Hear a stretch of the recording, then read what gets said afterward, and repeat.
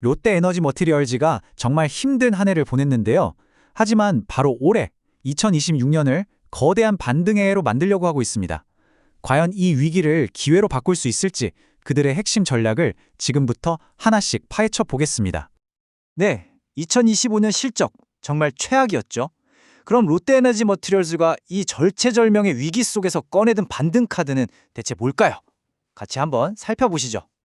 우선 도대체 2025년에 무슨 일이 있었길래 이렇게까지 어려웠는지 그 원인부터 짚어봐야겠죠. 숫자로 확인되는 현실은 정말 냉혹했습니다.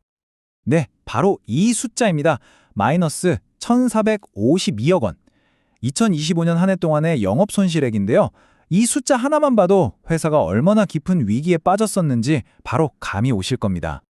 그러니까 여기서 중요한 건 이게 회사 내부의 문제가 아니었다는 거예요. 가장 큰 원인은 바로 북미 전기차, 즉 EV 시장이 갑자기 꽁꽁 얼어붙었다는 겁니다. 주요 고객사들이 북미 공장 가동을 멈춰버리니까 주력 제품이었던 EV용 전지박 판매가 그냥 뚝 끊겨버린 거죠. 당연히 말레이시아 공장 가동률도 43%까지 뚝 떨어졌고요. 자, 이런 위기 상황에서 회사가 내놓은 돌파구가 바로 세 가지 핵심 성장 전략입니다.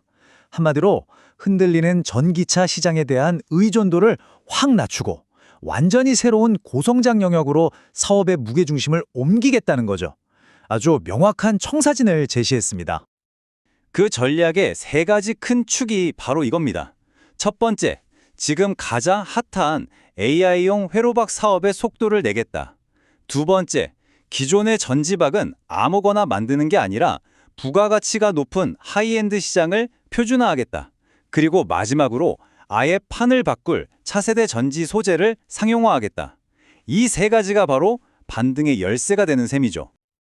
그리고 이 모든 전략을 하나로 꿰뚫는 핵심 키워드가 있습니다. 바로 초격차 기술입니다. 이건 단순히 남들 따라가는 수준이 아니라 아예 다른 레벨의 기술력으로 프리미엄, 고부가가치 시장을 완전히 장악하겠다는 아주 강력한 선언이라고 볼 수 있죠. 자, 그럼 첫 번째 성장 엔진부터 한번 뜯어볼까요? 바로 AI 반도체입니다. 놀랍죠? 기존의 배터리 소재 사업과는 전혀 다른 완전히 새로운 시장에서 기회를 찾아낸 겁니다. 여기서 말하는 AI 회로박, 그러니까 HLV4이라는 게 뭐냐면요. AI 가속기 같은 고성능 반도체에 꼭 들어가는 핵심 소재입니다. 어마어마한 양의 데이터를 빠르고 안정적으로 처리해야 하는 AI 시대잖아요.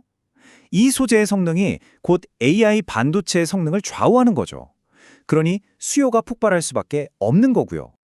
아니 왜 갑자기 AI 회로박이냐? 바로 이 수익성 때문입니다. 한번 보세요. 기존 전지박에 비해 AI용 회로박의 가공비, 그러니까 마진이 무려 4배에서 5배나 높습니다. 이건 뭐 완전히 다른 사업이라고 봐도 될 정도죠. 수익성 개선에 이보다 더 확실한 카드는 없을 겁니다. 그래서 지금 폭발하는 수요를 잡기 위해서 익산 공장을 AI 회로박 생산 라인으로 바꾸는 작업에 엄청난 속도를 내고 있습니다. 올해 6,700톤 생산 능력을 확보하고 내년에는 16,000톤까지 늘리는데 이게 원래 계획보다 1년이나 앞당긴 겁니다.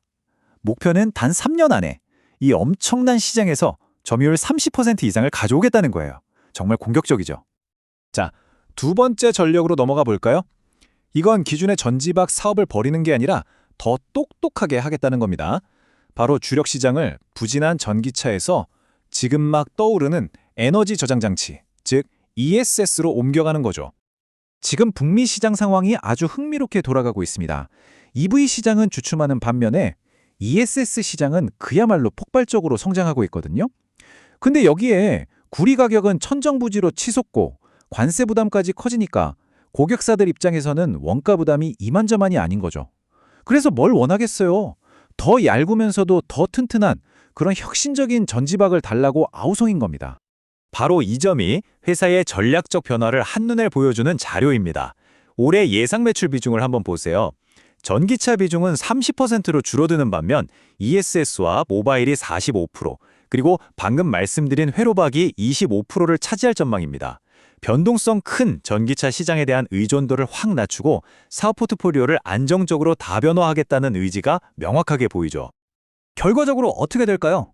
바로 돈이 되는 하이엔드 제품 판매량이 올해 2배 이상 껑충 뛸 것으로 예상됩니다. 이 하이엔드 제품은 일반 제품보다 가공비가 50%에서 많게는 200%까지 높거든요. 단연히 회사 전체의 수익성 개선에 아주 직접적인 영향을 주게 되겠죠. 자, 그리고 마지막 세 번째 전략입니다. 이건 당장의 실적보다는 더 먼 미래를 내다보는 투자라고 할 수 있는데요. 바로 차세대 배터리 소재 시장을 남들보다 먼저 선점하겠다는 겁니다. 회사가 주목하고 있는 건 바로 황화물계 고체 전해질입니다. 이게 뭐냐면 지금 쓰는 리튬이온 배터리는 액체 전해질이라 화재 위험 같은 단점이 있잖아요. 이걸 불에 잘 안 타는 고체로 바꿔버리는 겁니다. 그렇게 되면 안전성은 말할 것도 없고 에너지 밀도까지 획기적으로 높일 수 있어서 그야말로 미래 배터리 시장의 판도를 완전히 바꿀 게임 체인저로 불리는 소재입니다. 미래 시장, 말로만 준비하는 게 아닙니다. 이미 연간 70톤을 생산할 수 있는 파일럿 공장을 지었는데 이게 전 세계에서 가장 큰 규모입니다. 다른 경쟁사들이 아직 연구실 수준에 머물러 있을 때 우리는 이미 양산 기술을 확보해서 시장이 열리는 순간 바로 치고 나가겠다는 거죠. 엄청난 자신감의 표현입니다. 자, 그럼 이쯤에서 정리해 보겠습니다.